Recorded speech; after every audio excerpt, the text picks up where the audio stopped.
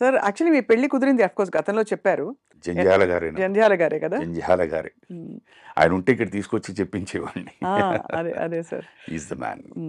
మీరు పెళ్లి చూపులయిందా సార్ ఫార్మల్‌గా మీకు? పెళ్లి అప్పుడు చూపులు అంటే ఇట్ ఈస్ నాట్ పెళ్లి చూపులు అని కాదు. హ్మ్. సార్ వాళ్ళు వచ్చారు. వచ్చి ఇలాగా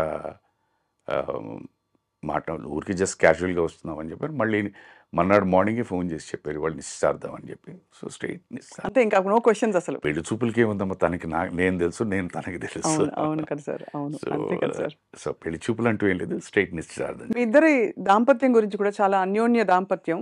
అంటే ఇద్దరు వేరు వేరు ధృవాలైనా కూడా ఇద్దరు కలిసి ఉండడం అనేది ఒక చాలా మంది చాలా మంచిగా చెప్తారు. మీ గురించి శైలజ గారి గురించి. అంటే see there is one thing మా what you have to respect a person first.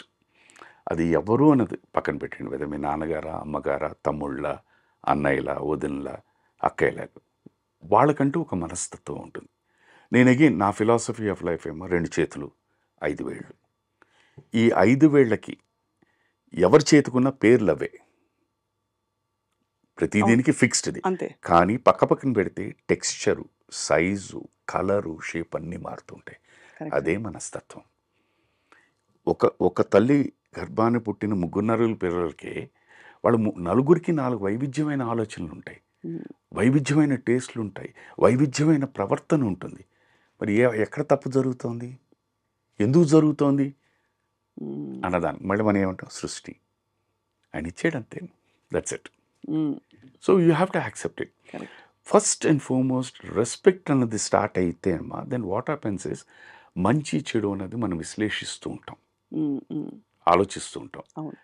లేదు అనేసరికి అది లేనప్పుడు ఏంటంటే ప్రతి నీకేం తెలియదు పో అని తీసేస్తూ ఉంటాం. 100కి నాకు తెలిసి 80% అలాగే బిహేవ్ చేస్తారు. అందుకే ప్రాబ్లమ్స్. తప్పులేదు, విన్న తర్వాత నువ్వు అర్థం చేసుకున్నావు లేదు, లేదా నీ పాయింట్ ఆఫ్ వ్యూ చెప్పు. డిస్కషన్కి ఆర్గ్యుమెంట్కి చాలా చిన్న తేడా. Discussion is why not this, argument this is this, that's it. The words are the same. Why not this is, అంతే. Makes the whole difference. Simple. నేను అది పాటిస్తాను. నాకు నచ్చుతుంది, నీకు నచ్చదు. నచ్చలేదంటే ఎందుకు నచ్చలేదు, దాని గురించి నాకు నచ్చిందంటే ఎందుకు నచ్చింది. ఇవి కూర్చున్న తర్వాత మనం be just balance it up.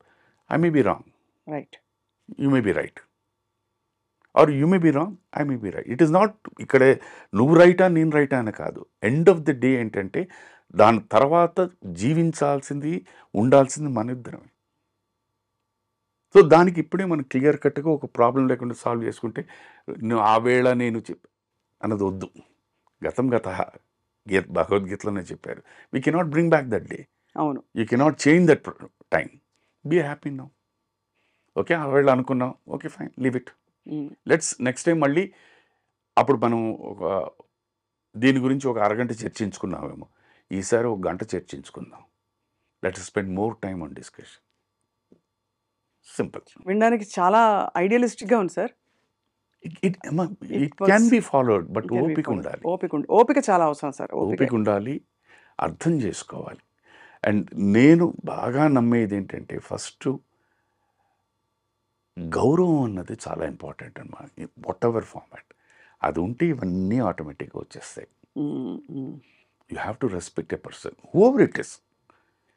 ఇప్పుడు నేను కూడా ఇప్పుడు మామూలుగా మనం ఒక లెటెస్ట్ థింగ్ ఒక క్యాబ్లో కూర్చున్నాం అనుకోండి, ఆ స్టీరింగ్ దగ్గర ఉన్న డ్రైవర్ని గారిని కూడా మనం మర్యాద ఇవ్వాలి. ఆయన గట్టిగా ఏమైనా అనుకుంటే ఇటు అటు తిప్పేటట్టు అయిపోయాం. So respect him because he has so many tensions. అతను ఫాస్ట్గా వెళ్తున్నాడంటే మనం మ్యాక్సిమం ఏం రిక్వెస్ట్ చేస్తాను, నాన్న ఇంత ఫాస్ట్ వద్దు, కొంచెం స్లో వెళ్ళినా, ఓ అరగంట లేట్ అయినా ప్రాబ్లం లేదు, హీ విల్ లిసన్. రెస్పెక్ట్ అంటే అర్థం చేసుకోవడం, అంతే కదా సార్. అంతే. వెళ్ళి ఇలా అన్నాం అనుకోండి, అది చూస్తాడు, అయిపోయాం. కానీ మీ అంత గంభీరమైన కంఠంలో సార్ ఓ నిదానం ఉంది. ఓ నిదానం, ఒక బేసిక్ ఇన్బిల్ట్ ఇది డిఫాల్ట్ అది బేసిక్లీ. సో ఒక్కొక్కసారి అది అనిపిస్తుంటుంది మా మంచితనం అన్నది, అంటే ఇవాళ ఉన్న కాలంలో is it good or is it bad అనేది అది వస్తూ ఉంటుంది. ఎలాంటి సందర్భాలు అనిపిస్తుంది సార్ అలా? అంటే మీరు ఎక్కువ అడ్జస్ట్ అయ్యి కొన్ని అడ్జస్ట్ కొన్ని అయ్యి మనం ఒకటి అడ్జస్ట్ అయినప్పుడు అది వస్తూ ఉంటుంది. వన్స్ యూ అడ్జస్ట్ అయిపోయి వచ్చేసరికి టేక్ ఇట్ ఫర్ గ్రాంటెడ్ కింద అవును ఉంటుంది. అంతే కదా. అదొకటి. ఎవరికైనా సహాయం చేసిన తర్వాత ఏమైపోతుందంటే అది it is becoming like a rule that ప్రతిసారి వారు వచ్చినప్పుడు వాళ్ళు అడిగినప్పుడల్లా మనం చేయాల్సిన ఒక కండిషన్ లాగా. అవును అప్పుడు కొంచెం కష్టం అనిపిస్తూ ఉంటుంది.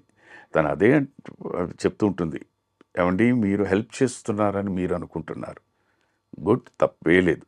బట్ ఓపెన్గా చెప్తున్న సీక్రెటా, ఓపెన్గా చెప్తున్న విషయం అంటే దే ఆర్ ఎక్స్ప్లాయిటింగ్ యూ అని. అది మీరు నేర్చుకోండి అని. అందుకే నో అని చెప్పడం కూడా చాలా కష్టం అమ్మా. ఉమ్, అది నేర్చుకోవాలి. అవును. ఈ వయసులో ఇప్పుడిప్పుడే నేర్చుకుంటున్నాను నేను. ఈ మధ్య చెప్పిన ఒక 4 నోలు చెప్పండి సార్. అంటే క్యారెక్టర్స్ కావచ్చు, లేదు మీకు సినిమాలకి నో అని చెప్పనమ్మా. ఆ, సినిమాలకి ఎందుకంటే నాకు అది తపన ఉమ్, తపన డెఫినెట్లీ. ఎందుకంటే నేను అందరికీ తెలిసిన ఒక 7.5 year ప్రైమ్ ఏజ్లో ఉన్నప్పుడు నాకు పని లేదు. కాదు అది చాలా అసలు అర్థం చేసుకోలేని విధంగా ఉంది. అది అసలు లేకుండా ఎలా ఉంటుంది సార్? అసలు లేకుండా అని కాదమ్మా. ఎలాగైపోయిందంటే 365 రోజులు అవును ఒక సూపర్ డూపర్ హిట్ ఫిల్మ్ పడిన తర్వాత మీరు జనరలైజ్డ్గా ఏముంటుంది, అట్లీస్ట్ 300 రోజులు మీరు పని చేస్తారు కదా, మినిమం అనుకోండి. 10 రోజులు 15 రోజులు పని చేసి మిగతా రోజులు ఖాళీ ఉంటే అది పని ఉన్నట్ట పని లేనట్ట? మీరు నాకు సమాధానం చెప్పండి. పని లేనట్టే సార్, దట్స్ పని వాట్ లేనట్టే. Exactly happened. అండ్ నిజానికి ఆ రోజుల్లో రెమ్యునరేషన్స్ కూడా అంత ఎక్కువ కాదు, చాలా తక్కువ. ఇప్పుడైతే లక్షల్లో మాట్లాడుతున్నారు. మినిమం అసలు నిన్న మొన్న వచ్చిన వాళ్ళు రోజుకి 2 లక్షలు అలా 1 లక్ష అలా అడుగుతున్నారు. ఆ రోజుల్లో చాలా తక్కువ ఉండేవి కదా సార్. ఈవెన్ గాయకులకు కూడా మేము మొన్ననే అనుకున్నాం ఈ మాట. సో ఇప్పుడు మేము కొంచెం ఏమైనా అంటే, గురుగారు మీరు కూడా అలా అడిగితే ఎలాగండి అని వాళ్ళు ఏదో అంటుంటారు. ఏంటో అర్థం కాదు అదంతే. సరే, it's okay, it's a part of life. So అందుకే నేను ఇన్ టుడేస్ వరల్డ్ ఏంటంటే, నువ్వు ఒక కమోడిటీ, ఒక వస్తువు, ఆ వస్తువుని నువ్వే మార్కెట్ చేసుకోవాలి. ఎలా మార్కెట్ చేసుకోగలుగుతావు నీ చేతిలో ఉంది. నీ మాట తీరా, నువ్వు ఎవరైనా పెట్టి మాట్లాడిస్తావా అన్నది, అది that is also big talent. అది కష్టం సార్. అంటే కొంత ఒక విధమైన కొంచెం వాతావరణానికి అలవాటు వాతావరణం పడిపోతే కష్టం. అందులో కొంచెం అనకూడదు కానీ ఇలాగా అంటే మార్కెట్ చేసుకునే వాళ్ళు సంస్కారం లేదా అని కాదు, కానీ ఒక విధమైన సంస్కారవంతమైన పెంపకంలో కొంచెం మధ్యతరగతి అలవాటు లేదండి కుటుంబాల్లో మనకి. ఎందుకంటే ఒక ఆత్మాభిమానం కూడా ఉంటుంది కదా సార్. 100% ఉంటుందమ్మా. అగైన్ అదేనమ్మా. ఇప్పుడు ప్రతి దీనికి లైక్ కాయిన్ హ్యాస్ 2 sides అన్నట్టు, మార్కెట్ చేసుకోవాలని అని అనుకుంటే అడగడం, పర్వాలేదు మనకు కావాల్సింది పని కదా, తప్పేముంది అని అడగడం. లేదంటే మీరు అన్నారు వద్దు, మన గురించి తెలుసు కదా. నేను అలాగే ఎలా ఆలోచిస్తా అంటే, నా గురించి తెలుసు, నా కేపబిలిటీస్ ఏమిటి తెలుసు, నా పర్సనాలిటీ ఏమిటి తెలుసు. ఇప్పుడు నేను వెళ్ళి వాళ్ళని వెళ్ళేసరికి వాళ్ళని ఇబ్బంది పెడుతున్నానేమో అన్న భావన నాకు ఉంటుంది. ఒకానొక సందర్భంలో, పేరు ప్రస్తావించను కానీ, ఒక సందర్భంలో నేను ఒక టెలివిజన్ సీరియల్ షూటింగ్ జరుగుతోంది. రైట్, ఆ ఇంటి మేము ఏ లొకేషన్ అయితే షూటింగ్ చేసినా ఆపోజిట్లో నేను ఎప్పుడో పనిచేసిన ఒక అసిస్టెంట్ డైరెక్టర్ గారు, వారు ఇప్పుడు పెద్ద డైరెక్టర్, వారి ఆఫీస్ అక్కడ ఉన్నారు అంటే ఓకే, జస్ట్ ఒక హలో చెప్పడానికి నేను వెళ్ళాను. ముందు వెళ్దామా వెళ్దాం అంటే నా కలీగ్ ఎవరో వెళ్దామండి అని. అక్కడికి వెళ్ళిన తర్వాత నేను వచ్చాను ఇలాగా అని చెప్పేసారు. కుర్రాడు ఎవరు వచ్చి లేరండి ఆయన బిజీగా ఉన్నారు, తర్వాత రమ్మండి అని చెప్పేసారు. ఐ సెడ్ ఫైన్ అని వెళ్ళిపోయాను. నేనేమి దానికి didn't even touch my. I said maybe వాళ్ళు ఏదో డిస్కషన్లో ఉన్నారని వచ్చేసాను. తర్వాత ఒక 2 రోజుల తర్వాత, సార్ మీరు వచ్చి వెళ్ళారా? నేనేనండి. ఐఎమ్ సారీ అండి అన్నారు. అంటే మీరు వచ్చి వెళ్ళారు నా వాడు చెప్పలేదండి అని. I said okay sir, cool, అయిపోయినట్టు, లీవ్ ఇట్ అవుట్, వదిలేండి. సో అక్కడ నాకు వచ్చిన ఇన్ఫర్మేషన్ ఏంటి, ఆ కుర్రాడు వచ్చింది చెప్పి, సార్ సినిమా షూటింగ్ అంతా అయిపోయింది, వేషాలు ఏమీ లేవని చెప్పమన్నారండి అని. So then I realised, okay, ఓహో ఇలా కూడా ఉంటుందేమో. అందుకని వద్దు, డోంట్ డిస్టర్బ్ ఎనీవన్. యాక్సిడెంటల్లీ ఎదురుపడ్డాం అనుకోండి, ఎలా ఉన్నారండి, బాగున్నారా, కట్. అది తప్పు అంటే తప్పు, అది రైట్ అంటే రైట్, వదిలేయడమే అంతే. ఇవన్నీ చాలా చిన్న చిన్నవే విషయాలైనా కూడా కొంచెం ఇబ్బందే సార్. ఇబ్బంది అని కాదమ్మా, ఇప్పుడు అదే చెప్తున్నాను. అందుకనే నేను ఎలా తీసుకుంటాను, నేను తప్పు అని కూడాను అదే అర్థం చేసుకోవడం. వారికి ఏంటి, day in day out letters ఒక 6 నెలలండి, లేకపోతే సంవత్సరం అనండి, లేకపోతే 2 సంవత్సరాలండి, రోజు నాలాగే ఎవరో ఒకళ్ళు వస్తూనే ఉంటారు. ఆర్టిస్ట్ వేషం కోసం. ఆయన చూసి చూసి చూసి ఆయనకి విసుగొచ్చి ఉంటుంది. కరెక్ట్గా భోంచేసే టైంకి ఇలా ఎవడో వచ్చాడంటే బహుశా ఇదేమో అని అనుకుని ఉంటారు. అనుకునే ప్రమాదం ఉంది. కరెక్టే అదే. సో నువ్వు అలాగా ఆలోచించావనుకోండి అది తప్పుగా అనిపించదు.